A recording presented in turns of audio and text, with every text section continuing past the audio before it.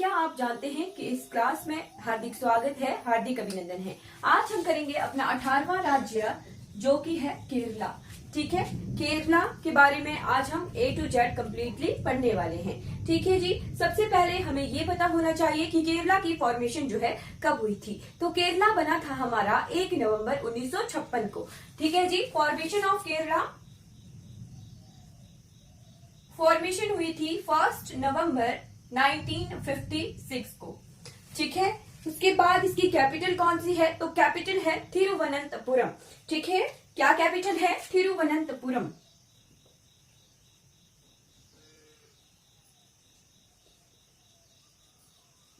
ठीक है, थिरुवनंतपुरम जो है केरला की कैपिटल है।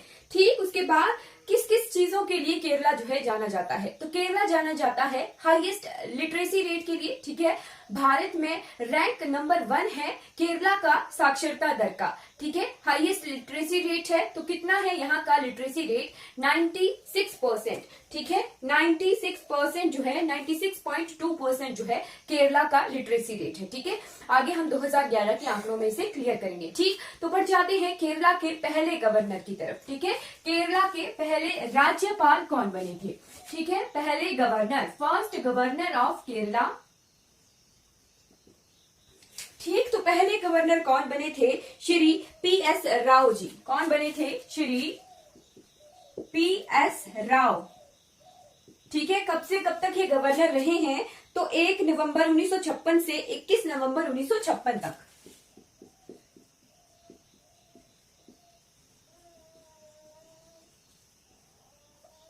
जो है ये पहले गवर्नर के रूप में इन्होंने कार्य किया है। और प्रेजेंट टाइम में कौन है यहाँ के गवर्नर? तो प्रेजेंट टाइम में यहाँ के गवर्नर है आरिफ मोहम्मद खान।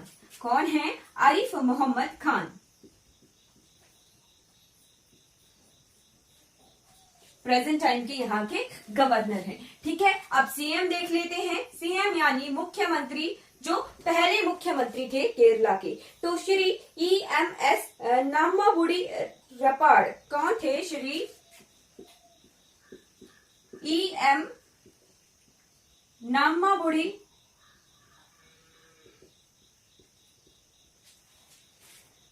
नेपाड़। ये कब से कब तक थे? तो ये थे 5 अप्रैल 1957 से 31 जुलाई 1959 तक।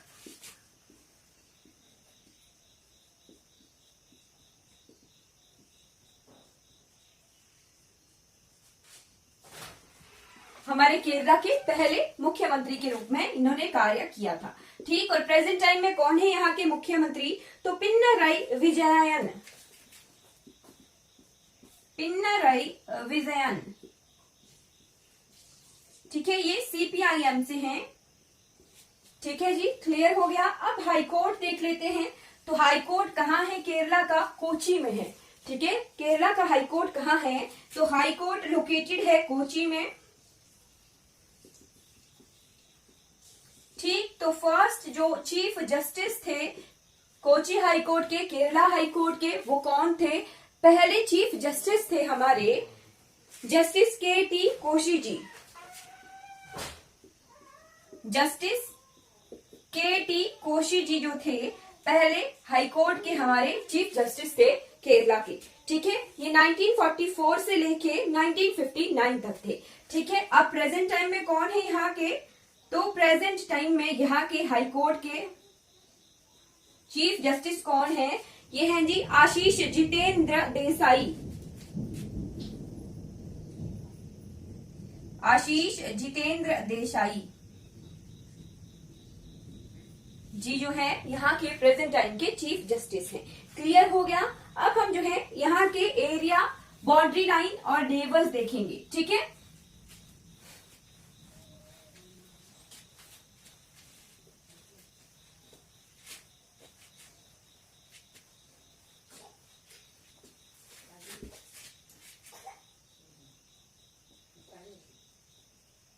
एरिया, बाउंड्री लाइन और साथ साथ में यहाँ की नेबर्स देखेंगे।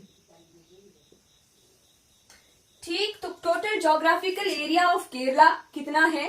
Total geographical area of Kerala is 3863 kilometre square, 38,863 kilometre square जो है एरिया है केरला का। ठीक है, अगर मील में लिखा जाए तो मील में है 15,005 मील स्क्वायर।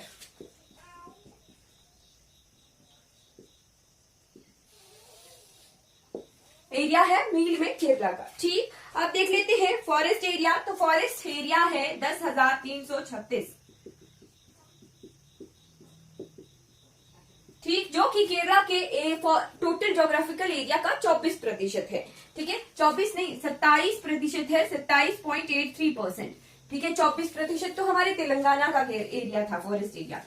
ठीक है, चलिए आगे आ जाते हैं, केरला के पड़ोसी देख लेते हैं। ठीक है, तो केरला का मैप इस तरह से है।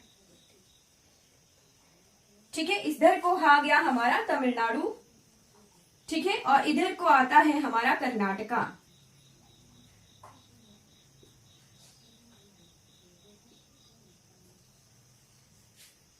ठीक, तो केरला जो है 2 ही राज्यों के साथ सीमा लगाता है। इसके ईस्ट में तमिलनाडु है और इसके नॉर्थ में कर्नाटका है। इसके वेस्ट में जो है वे ऑफ बंगाल, सॉरी ये है हमारी अरब सागर है। ठीक है, अरब सागर है। ठीक, तो कर्नाटका है इसके उत्तर में और इसके पूर्व में जो है तमिलनाडु है और इसके पश्चिम में जो है अरब सागर है। ठीक, और यहाँ पर है एक पोर्ट, यहाँ पर इधर जैसे है कोचीन पोर्ट, कोचीन बंदरगाह। ठीक है, कोचीन बंदरगाह है। ठीक है, क्लियर हो गया। एरिया वाइज इसका रैंक 21st है। सारे राज्यों और केंद्र शासित प्रदेशों को मिलाकर जो है एरिया वाइज इसका रैंक 21st है। ठीक, अब जो है हम यहाँ के 2011 के आंकड़ों के अनुसार पॉपुलेशन देखते हैं, यानी जनगणना देखते हैं 2011 के अनुसार।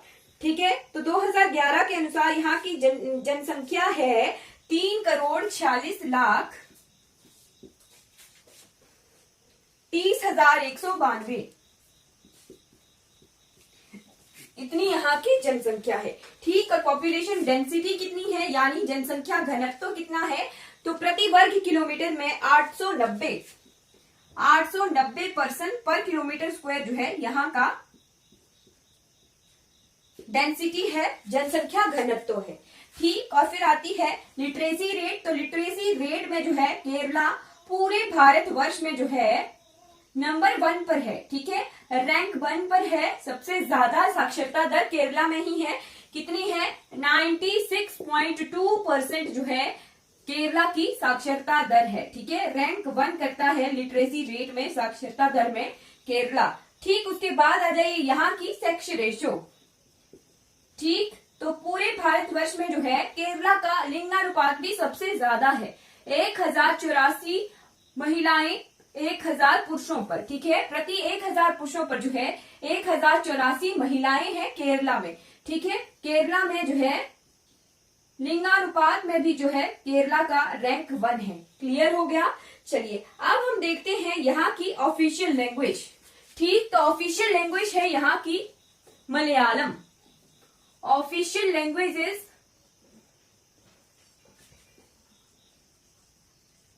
मलयालम। ठीक है, हाईकोर्ट जो केरला का है वो केरला प्लस लक्षद्वीप द्वीप समूह जो है वहां का लॉ एंड ऑर्डर चलाता है। ठीक है, हाईकोर्ट केरला का।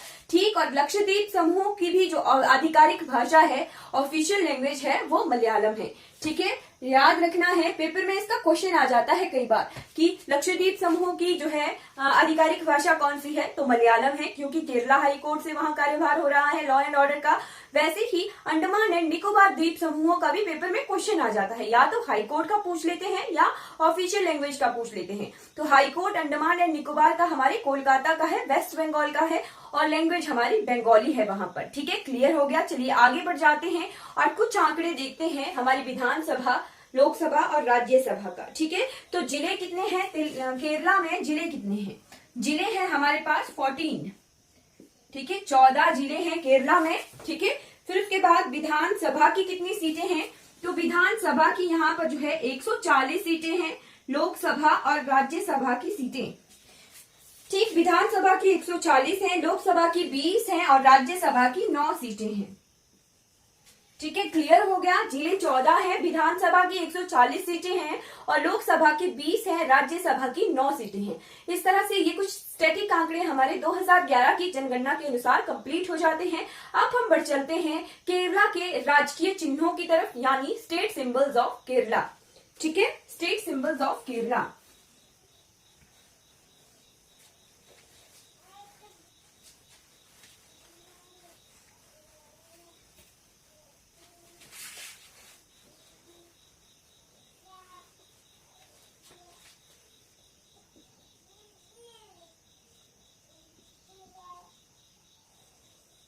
तो केरला के राजकीय चिन्ह कौन कौन से हैं?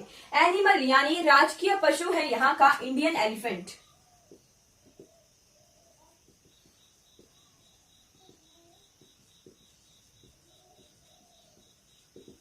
ठीक है, उसके बाद आ जाइए यहाँ का स्टेट वर्ड कौन सा है? तो स्टेट वर्ड है ग्रेट हॉर्नबिल।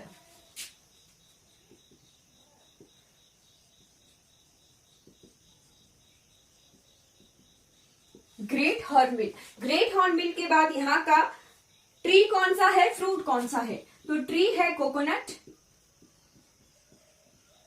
फ्रूट है जी जैक फ्रूट। जैक फ्रूट यानी कटहल।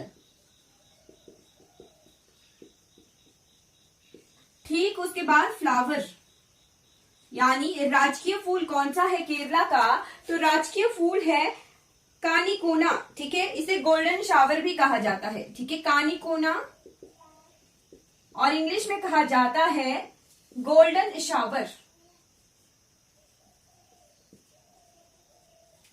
ठीक है, क्लियर हो गया। ये कुछ स्टेट सिंबल्स आ गए केरला के। अब पर चलते हैं यूनेस्को की world heritage site.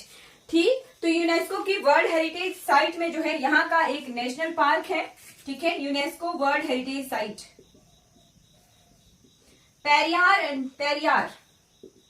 Periyar complex. ठीक है, पेरियार सब cluster.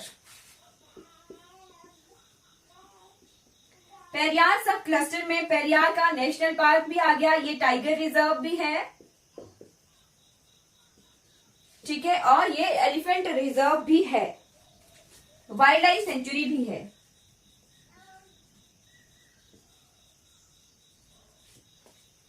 Plus wild life sanctuary.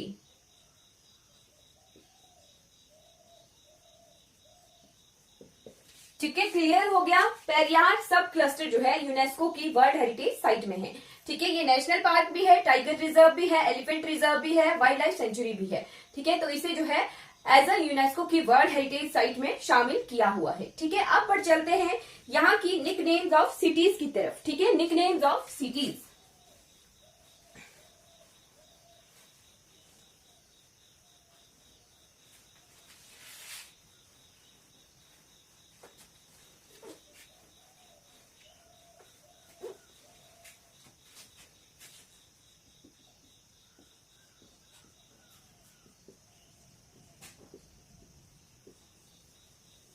यहाँ के शहरों के निकनेम। ठीक, तो सबसे पहले कोची लिखिए। कोची, कोची को कहा जाता है gateway of Kerala. Gateway of Kerala के नाम से जाना जाता है। गेटवे ऑफ केरला के बाद queen of the Arabian sea, queen of the Arabian sea के नाम से जाना जाता है। इसके बाद नोट कर लीजिए नेक्स्ट शहर है कोलम। ठीक है, नेक्स्ट शहर आ गया kolam.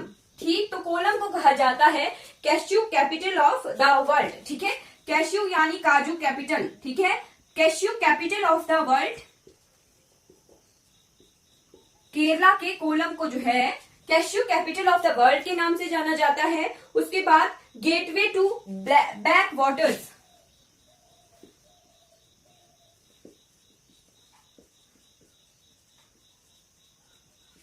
Gateway to backwaters के नाम से जाना जाता है। और प्रिंस ऑफ अरेबियन सी के नाम से जाना जाता है, प्रिंस ऑफ अरेबियन सी।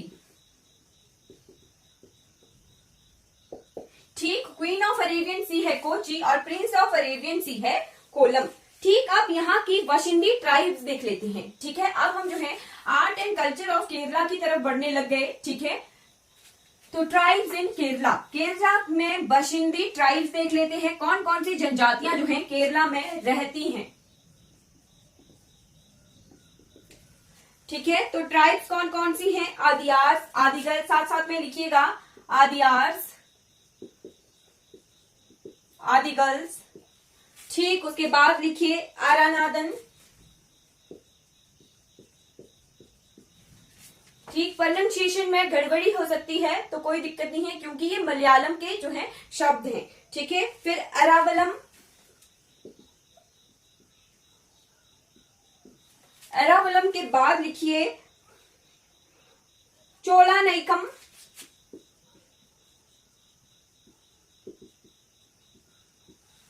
ठीक, उसके बाद हिलपुलिया, हीलपुलिया। ठीक, उसके बाद लिखिए इरुलर। ठीक, उसके बाद लिखिए करदार, कनिकार।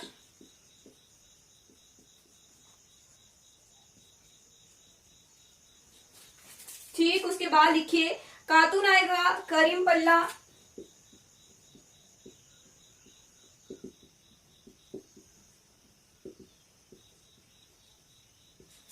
ठीक, उसके बाद मालासर और वायनाड कदार।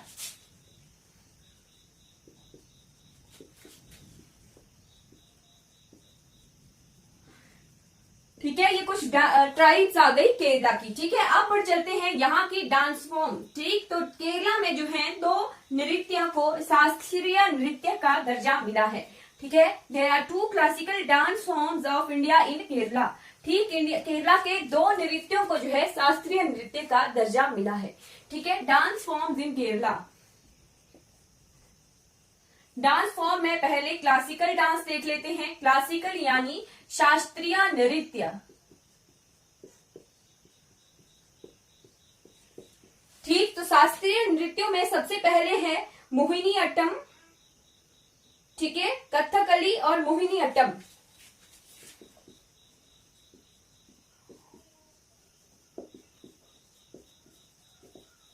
मोहिनी अट्टम और कथकली दोनों जो है शास्त्रीय नृत्य है केरला में।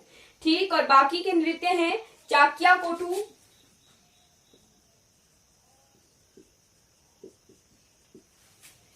फिर है थियम। थियम, थियम के बाद ओथनथुल्ला,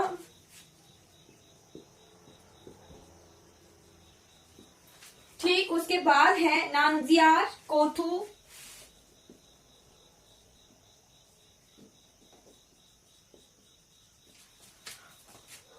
फिर है कोडियाट्टम। कोडियाट्टम के बाद है पंचवड़ियम।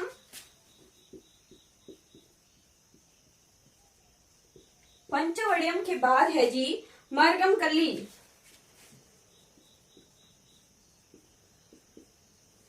ये जो है अलग अलग तरह के फोक डांसेस हैं केरला के। ये सारे फोक डांसेस हैं। बाकी कथकली और मोहिनी अट्टम दो जो है केरला के शास्त्रीय नृत्य हैं। ठीक है, भारत के टोटल 8 शास्त्रीय नृत्यों में से जो है 2 केरला में ही है। ठीक है, अब देख लेते हैं यहाँ के रीजनल फेस्टिवल। ठीक है, केरला के जो त्योहार कौन कौन से हैं, तो केरला में सबसे जोरों शोरों से मनाया जाता है ओणम। ठीक है जी, ओणम। ओणम के ठीक है, विशु। ओणम में जो है बोट रेस होती है। ठीक है, ओणम के त्योहार पर जो है बोट रेस होती है। ठीक है, स्टार लगाकर नोट कर लीजिएगा। उसके बाद विशु, फिर है थिनेवथिरा।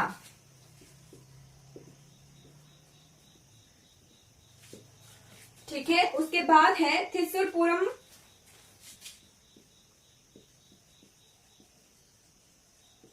और लास्ट में है क्रिसमस। ठीक, ये जो त्योहार है ये जोरों शोरों से मनाए जाते हैं केरला में। ठीक, अब जो है मैं जीआई टैग लिखवाऊंगी आपको, आप नोट करते चलिएगा।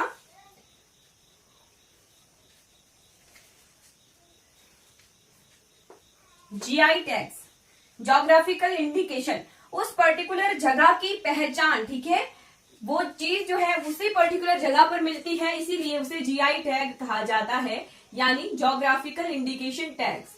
ठीक है, तो नोट करते चलिएगा, बहुत लंबी लिस्ट है, मैं लिखवाती हूँ। ठीक है, चलिए सबसे पहले पल्लकड़म मट्टा राइस,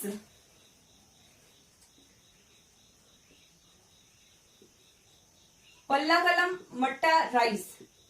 ठीक, नेक्स्ट नोट कर लीजिए, आरनमुल्ला कन्नडी, ठीक है, आरनमुल्ला कन्नडी। फिर है अलेप्पी क्वायर, अलेप्पी क्वायर। ठीक, अलेप्पी क्वायर के बाद लिखिए अलेप्पी नावारा राइस, ठीक है, नावारा राइस। फिर है चिंगाली कोंडन नंडरन बनाना, ठीक है। फिर है मालाबार का पेपर, ठीक है, मालाबार की काली मिर्च। ठीक, मालाबार कोस्ट है केरला का तट का नाम, ठीक है, तो मालाबार की जो काली मिर्च है उसे जीआई टैग मिला हुआ है।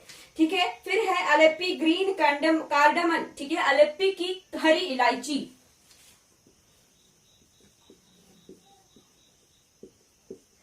कार्डमन, ठीक, इलायची को कहा जाता है कार्डमन। ठीक, उसके बाद है मंडलम ऑफ पलक्कड़।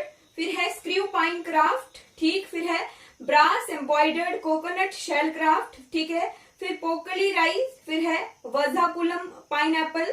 फिर है कुंथपुल्ली धोतीज एंड सेट मुंडी जगह के, ठीक है। फिर है सेंट्रल त्रावणकोर जैगरी, यानी गुड़, सेंट्रल त्रावणकोर का गुड़, ठीक है। फिर वायनाड जीरा कसाला राइस, ठीक, और वायनाड का गांधा कसाला राइस। ठीक, और बाकी एक और चीज नोट कर लीजिए, अब एग्रीकल्चरल प्रोडक्ट देखते हैं तो वहीं पे देख लेते हैं। ठीक है, एग्रीकल्चरल प्रोडक्ट ऑफ केरला,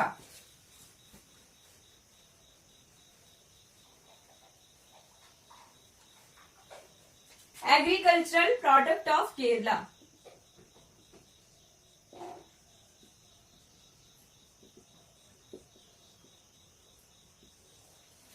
तो केरला की मुख्य पैदावार कौन सी है? कोकोनट, रबड़, ठीक है, जो नेचुरल रबर होता है ना वो। फिर टी, कॉफी, ठीक। उसके बाद लिखिए टपियोका, टपियोका। उसके बाद लिखिए कैश्यू, पेपर,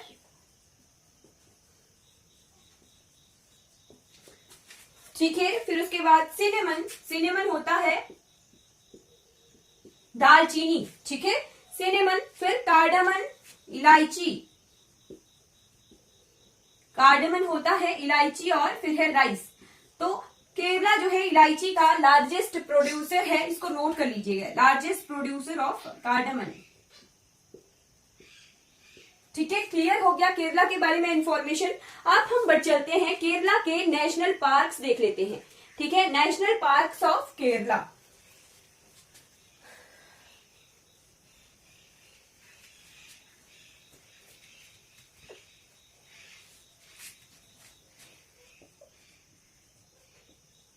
नेशनल पार्क, ठीक। तो केरला में जो है सबसे पहले अरबिकुलम नेशनल पार्क, अरबिकुलम नेशनल पार्क। फिर है साइलेंट वैली नेशनल पार्क। और साइलेंट वैली का तो बार बार क्वेश्चन आता है रिपीट में कि शांत घाटी कहां पर है या फिर फूलों की घाटी कहां पर है। तो फूलों की घाटी कहां पर है बताइए प्लीज, फूलों की घाटी कहां पर है, फ्लावर वैली कहां पर है।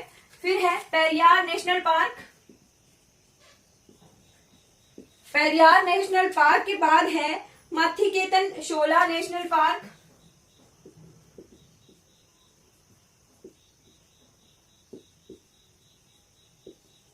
जिन्भी नेशनल पार्क के साथ जो है शोला वर्ड आता है, जी बिल्कुल उत्तराखंड में है। Silent valley national, sorry, flower of valley national park, ठीक। जिन्भी शब्दों के साथ, जिन्भी नेशनल पार्क के साथ शोला शब्द का यूज होता है वो हमारे केरला में है, ठीक है। फिर है अनाईमुड़ी शोला नेशनल पार्क, अनाईमुड़ी शोला नेशनल पार्क। ठीक उसके बाद है पम्बादम शोला नेशनल पार्क।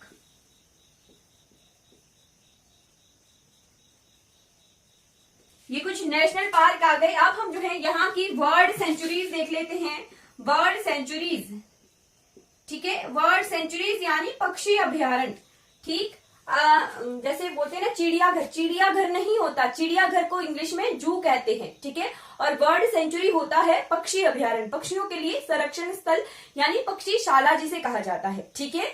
तो ये पक्षी अभ्यारण्य होता है, इसे चिड़ियाघर नहीं कहते, ठीक है। चिड़ियाघर जो है XC2 जो है कंजर्वेशन होती है। XC2 यानी मान लो जैसे हमारे पास यहाँ हिमाचल प्रदेश में कोई जू है, ठीक है, तो हिमाचल प्रदेश की जू में जो है टाइगर ले आए हैं, ठीक है, टाइगर ले आए हैं यानी उसकी रहने की जगह से दूसरी जगह उसका संरक्षण किया जा रहा है, ठीक है, तो वो होता है XC2, ठीक है, यानी उसकी रहने की जगह से उठाकर जो है दूसरी जगह उसका संरक्षण करना, वो होता है जू, ठीक है, यानी चिड़ियाघर। और जो बॉटनिकल गार्डन होते हैं वो भी जो है XC2 ही कंजर्वेशन होती है, यानी दूसरी जगह जो है पेड़ पौधे उगाए जाते हैं, ठीक है। बट ये जो नेशनल पार्क होता है, वर्ल्ड सेंचुरी होता है, वाइल्ड लाइफ सेंचुरी होता है, ये होता है इन सीटू कंजर्वेशन, यानी जहां वो पक्षी रह रहे हैं ना, उनका घर है, वहीं पर उन्हें जो है कंजर्व करना, ठीक है। जैसे टाइगर रिजर्व हुआ, एलिफेंट रिजर्व डिक्लेयर कर दिया, यानी उन्हीं के घर को जो है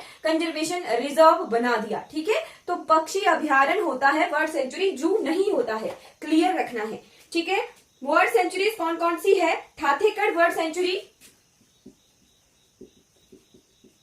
ये जो मैंने आपको XC2 और IN-situ का क्वेश्चन बताया ना कि जू जो है XC2 कंजर्वेशन होती है या IN-situ कंजर्वेशन होती है, ये लास्ट टाइम के एलाइड या एनटी के किसी क्वेश्चन पेपर में जो है आया था, ठीक है। 2000 अभी का लेटेस्ट जो एग्जाम हुआ था उसमें ये क्वेश्चन आया हुआ है XC2 और IN-situ कंजर्वेशन का, ठीक है। तो फिर आगे इसके बाद लिखिए थाथेकड़ बर्ड सेंचुरी, उसके बाद है कांडल कुंडी बर्ड सेंचुरी, ठीक है, कांडल कुंडी बर्ड सेंचुरी, कांडल कुंडी बर्ड सेंचुरी। उसके बाद है Kumarakom bird sanctuary,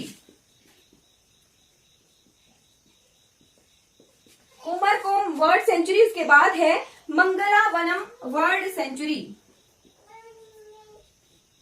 मंगलावनम bird sanctuary. ये जो है कुछ पक्षी अभ्यारण्य है केरला के, ठीक है। पक्षी अभ्यारण्य के बाद आप देख लीजिए वाइल्ड लाइफ सेंचुरीज यानी वन्य जीव अभ्यारण्य, ठीक है। तो वन्य जीव अभ्यारण्य आप नोट करते चलिएगा, ठीक है। वाइल्ड लाइफ सेंचुरी, ठीक, तो वाइल्ड लाइफ सेंचुरी सबसे पहले पेरियार, पेरियार, पेरियार के बाद नेयार, ठीक, नेयार के बाद है पेची बझानी, पेची बझानी, ठीक है। उसके बाद है पराम्बिकुलम, पराम्बिकुलम जो है बहुत इंपॉर्टेंट है, पेपर में इसका क्वेश्चन आया था, ठीक है।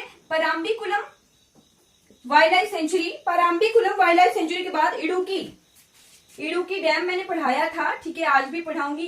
इडुकी जो है सबसे बड़ा आर्क डैम है भारत का, ठीक है। फिर है पेप्पारा, पेप्परा, पेप्परा बर्ड सेंचुरी। फिर है चिन्नमनी, यहां लिख देती हूं, ठीक है, चिन्मय,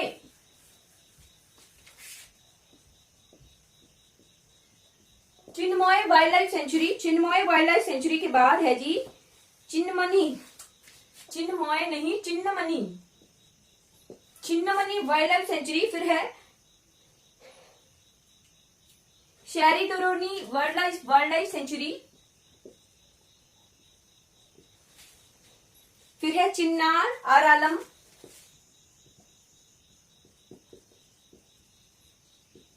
आरालम बर्ड्स वाइल्ड लाइफ सेंचुरी। फिर लास्ट है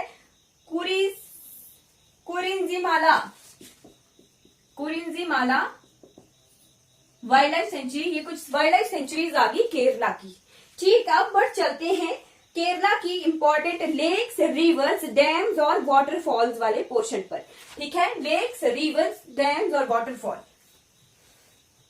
ठीक है। तो सबसे पहले हम केरला के लेक्स देखते हैं, ठीक। केरला की झीलें, झीलें कितनी हैं केरला में और कौन कौन सी हैं?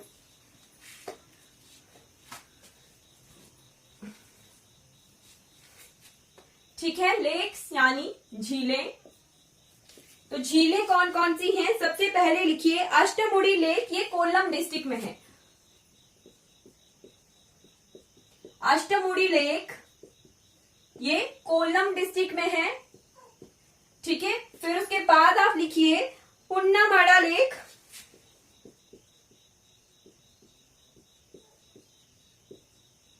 पुन्नामाड़ा लेक। पुन्नामाड़ा लेक के बाद आप लिखिए मन्नसीरा लेक,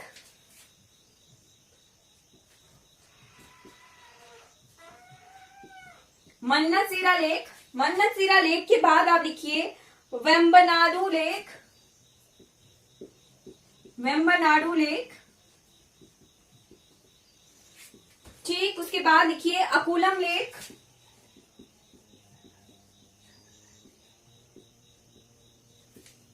अकुलम लेक के बाद मन्नसीरा तो मैंने लिखवा दिया, वेरनपूजा लेक,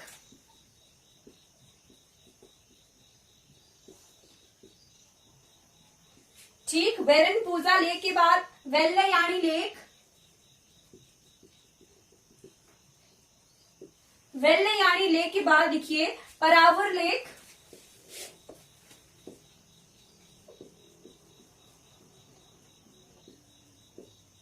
परावर लेक के बाद आप नोट कर लीजिए षष्टमकोटा लेक,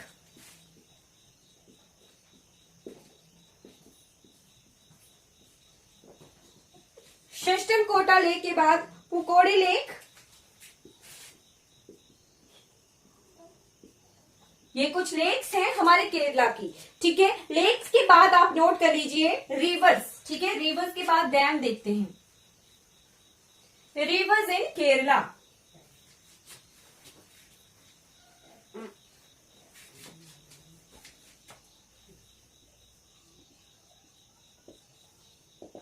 तो रिवर्स में सबसे पहले लिखिए पेरियार रिवर, पेरियार नदी जो कि है सबसे लॉन्गेस्ट रिवर्स इन केरला, ठीक है। सबसे लंबी नदी है केरला की, 220 किलोमीटर ये केरला में बहती है पेरियार नदी, ठीक है। पेरियार नदी के बाद लिखिए भरतपूजा, कुंती पूजा, ये दोनों नदियां जो हैं केरला में हैं। भरतपूजा, भरतपूजा, भरतपूजा के बाद पंबा रिवर,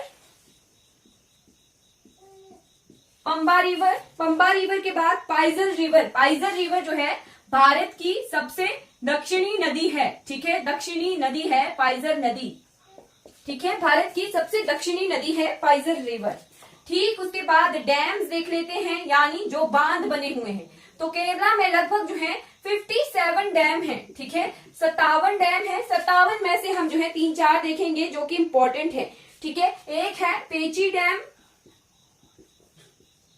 पेची डैम ये वायनाड डिस्ट्रिक्ट में है, ठीक है। वालियार, फिर है वालियार डैम, वालियार डैम, फिर इडुक्की डैम। इडुक्की डैम जो है भारत की सबसे बड़ी आर्क डैम है, ठीक है। इडुक्की डैम के बाद शोलायार डैम, शोलायार डैम, शोलायार डैम के बाद है मुल्ला पेरियार डैम, ठीक है। मुल्ला पेरियार डैम, मुल्ला पेरियार डैम, ये कुछ डैम्स इंपॉर्टेंट हैं केरला के, ठीक है। अब हम देखते हैं केरला की इंपॉर्टेंट वाटरफॉल्स, ठीक है। केरला की इंपॉर्टेंट वाटरफॉल्स यानी जलप्रपात, जिसे झरने कहा जाता है, ठीक है जी। वाटरफॉल्स,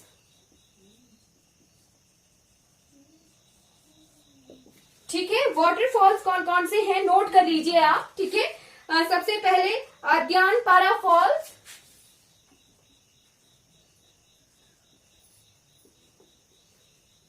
अद्यानपारा फॉल्स, फिर है अलाकापुरी फॉल्स,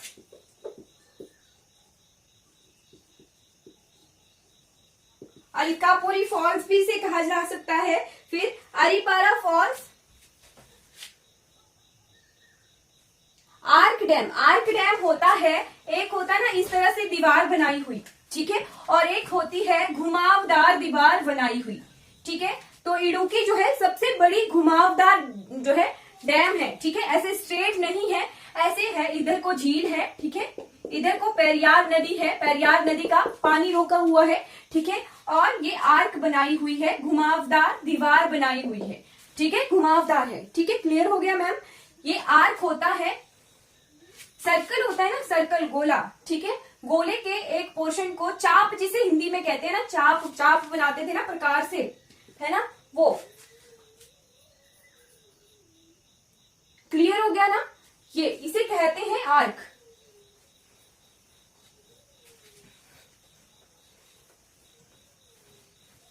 ठीक है। फिर आ जाइए अरिपारा लेक, अतुकड़ फॉल्स, अरिपारा फॉल्स, फिर अतुकड़ फॉल्स, ठीक है। फिर उसके बाद सेलार कोवी फॉल्स,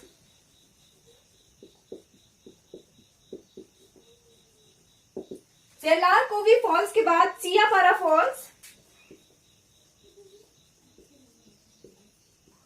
सियापारा फॉल्स, सियापारा फॉल्स के बाद है,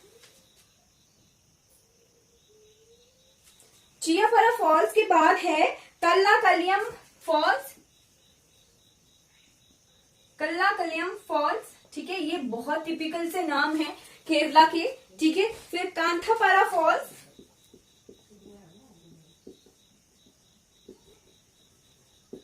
कांथापारा फॉल्स के बाद मन्नारकयन फॉल्स,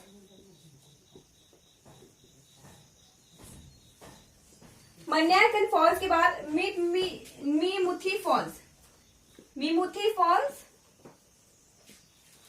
ठीक है। मीमुथी फॉल्स के बाद है नायमक्कड़ फॉल्स,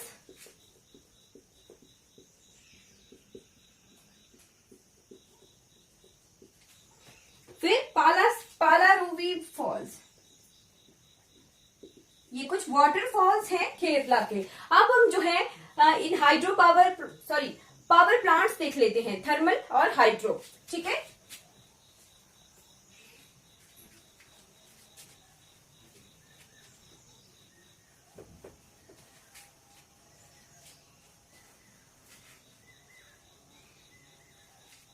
पावर प्लांट्स,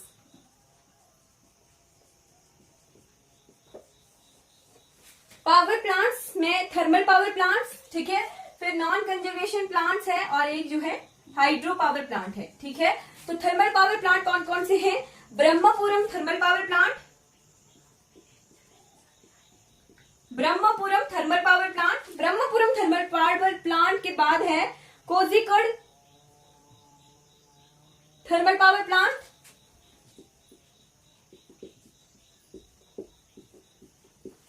फिर उसके बाद है Rajiv Gandhi CCPP, Rajiv Gandhi thermal power plant, ठीक है। फिर उसके बाद नॉन कन्वेंशनल प्लांट से कुछ नॉन कन्वेंशनल,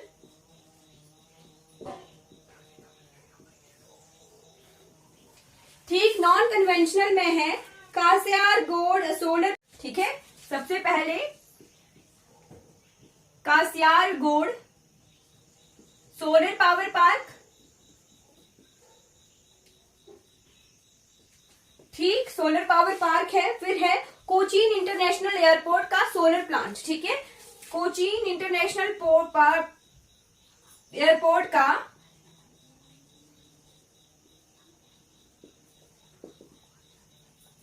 सोलर पार्क। फिर है कांजाकोड़े विंड फार्म,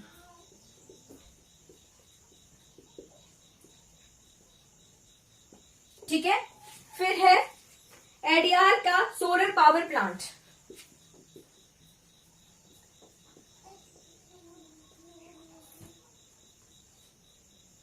ये नॉन कन्वेंशनल का मतलब हुआ कि नेचुरल रिसोर्सेज से बिजली तैयार करना, जैसे सोलर से, विंड से, वाटर को तो हम हाइड्रो कहते हैं, ठीक है। तो नॉन कन्वेंशनल में हमने सोलर और विंड के पावर प्लांट्स देखे, ठीक है। जो क्षण नॉन कन्वेंशनल यानी नॉन रिन्यूएबल नहीं वाला, रिन्यूएबल एनर्जी रिसोर्सेज से जो है बिजली को तैयार करना, रिन्यूएबल, ठीक है, जो क्षति नहीं होती है, खत्म नहीं होती है, उस एनर्जी से बिजली तैयार करना। सोलर, विंड, हमारा वाटर भी जो है रिन्यूएबल सोर्स है, ठीक है। चलिए, ये नॉन कन्वेंशनल आ गया। फिर उसके बाद आगे हमारे हाइड्रो पावर, ठीक है, हाइड्रो पावर।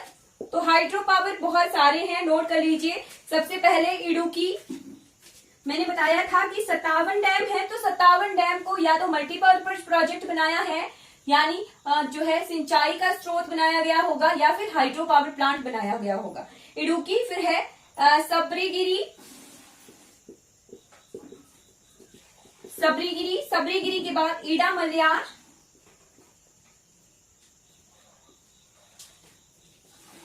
ईडा मलयार के बाद शोलायार, शोलायार के बाद पालीवसल, यहां लिख रही हूं पालीवसल, ठीक। उसके बाद है कुथियाड़ी, उसके बाद है पन्नैयल,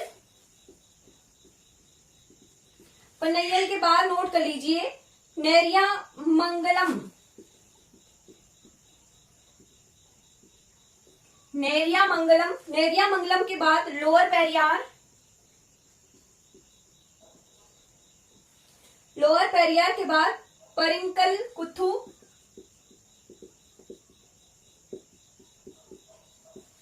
ठीक। उसके बाद सेंगुलम। ये कुछ हाइड्रो पावर प्रोजेक्ट्स है केरला के। क्लियर हो गया। अब हम जो है यहाँ के एयरपोर्ट्स और स्टेडियम्स देखेंगे। एयरपोर्ट भी बहुत सारे हैं, ठीक है, और स्टेडियम भी बहुत सारे हैं केरला में, ठीक है। तो सबसे पहले एयरपोर्ट्स देख लेते हैं। एक तो मैंने अभी बताया कोचीन इंटरनेशनल एयरपोर्ट, ठीक है। तो कोचीन इंटरनेशनल एयरपोर्ट में जो है सोलर पार्क भी है, ठीक। आगे आ जाइए, एयरपोर्ट्स ऑफ केरला,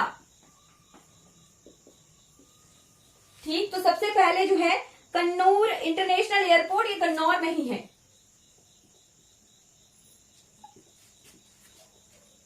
यहां पर जो है बहुत सारे इंटरनेशनल एयरपोर्ट हैं, ठीक है, नोट करते चलिएगा। ये कन्नौर में ही है।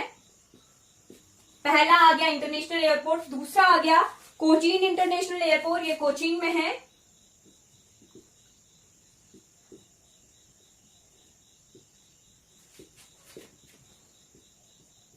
कोची में है, ठीक है। फिर आ जाइए कोल्लम सबरीगिरी इंटरनेशनल एयरपोर्ट, ये कोजिक की जगह पर है। सबरीगिरी, सबरीगिरी इंटरनेशनल एयरपोर्ट,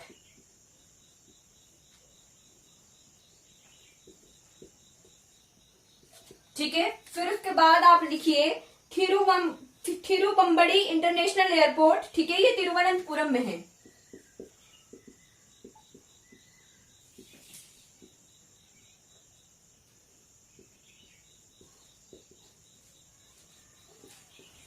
ठीक। उसके बाद कैलिकट इंटरनेशनल एयरपोर्ट, ये मल्लापुरम में है।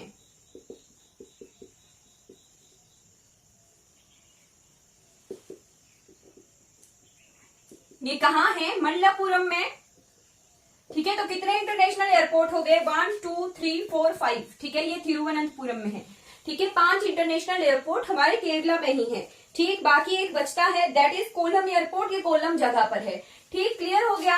अब हम जो है केरला के स्टेडियम्स देख लेते हैं, ठीक है। स्टेडियम्स,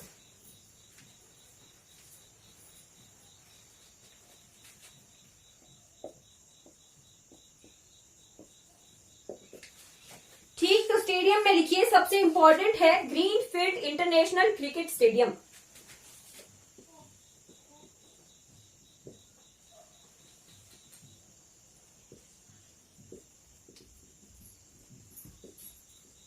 ग्रीनफील्ड का पेपर में क्वेश्चन आया था कि ग्रीनफील्ड इंटरनेशनल क्रिकेट स्टेडियम में जो है कौन सी स्टेट में है, ठीक। तो ये कहां पर है? केरला की कैपिटल सिटी तिरुवनंतपुरम में है, ठीक है। फिर उसके बाद सेकेंड नंबर पे नोट कर लीजिए ईएमएस स्टेडियम, ईएमएस स्टेडियम जो कि कोझिकोड जगह पर है। फिर कोची में जवाहरलाल नेहरू स्टेडियम है, ठीक है। उसके बाद लाल बहादुर शास्त्री स्टेडियम, ये कोल्लम में है। लाल बहादुर शास्त्री स्टेडियम ये कोल्लम में है, ठीक। उसके बाद आप नोट कर लीजिए महांजोर कॉलेज स्टेडियम, ये कोची में है।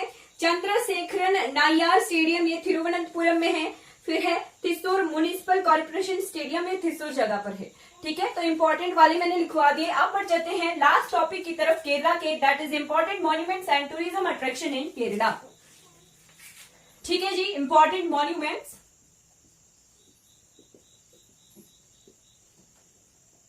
And tourism attraction,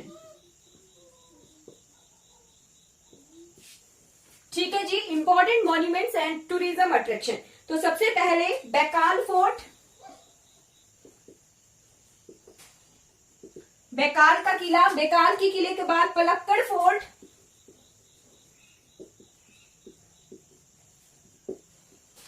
Palakkad fort के बाद ज्यूइश सिंगोनियम, फिर है पद्मनाभपुरम पैलेस,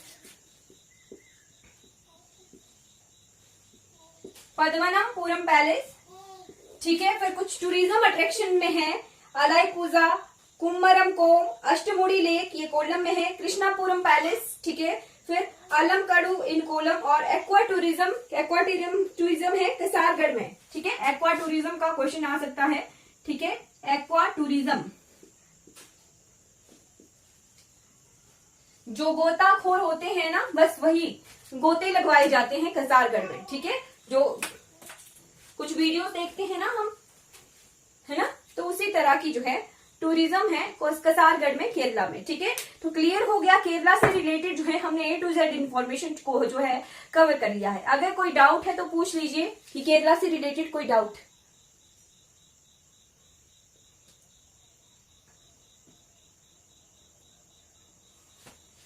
कोई डाउट है तो पूछ लीजिए, फिर हमारी क्लास कंप्लीट हो जाती है आज की। ओके, आई होप आपको ये क्लास अच्छी लगी हो केरला के बारे में। कल हम जो है भारत के दक्षिणतम स्टेट को पढ़ेंगे, दैट इज तमिलनाडु। सबसे जो है दक्षिणी राज्य हमारा तमिलनाडु है। कल हम तमिलनाडु के बारे में कंप्लीटली कवर करेंगे, ठीक है। आई होप आपको ये क्लास अच्छी लगी होगी। चलिए, आज की क्लास हमारी कंप्लीट हो जाती है। Thank you so much for watching this class. अगर आपको ये वीडियो अच्छी लगी हो तो लाइक कीजिए, सब्सक्राइब कीजिए मेरे चैनल को, और दूसरों तक जो है इन वीडियोस को जरूर पहुंचाइए जिन्हें इन वीडियो से हेल्प हो सके। Thank you so much for watching this class.